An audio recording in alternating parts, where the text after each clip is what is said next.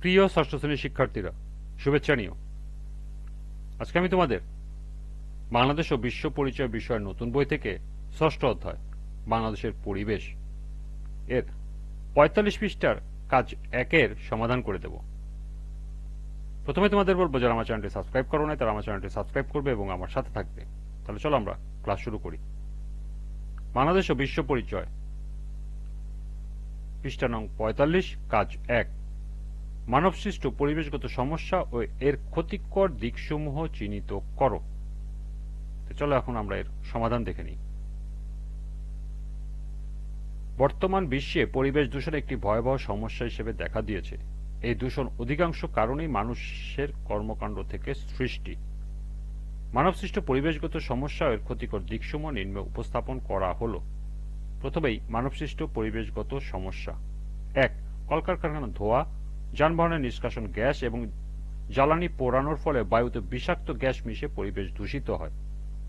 ২. শিল্প বর্জ্য, কীটনাশক ও পয়ঃনিষ্কাশন ব্যবস্থার অভাবে নদী ও জলাশয় দূষিত হয়। ৩.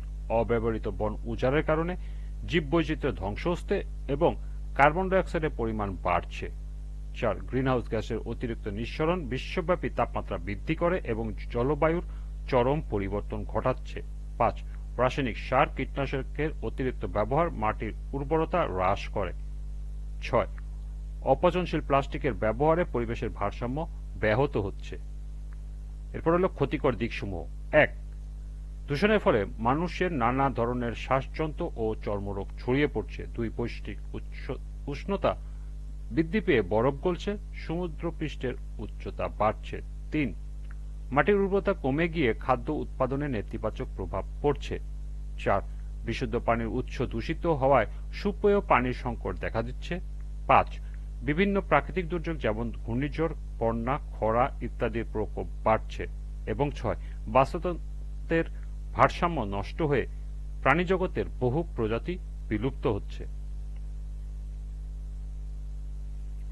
এই ছিল ৪৫ পৃষ্ঠা কাজ ১-এর সমাধান। আজকের ক্লাসটি এ পর্যন্তই।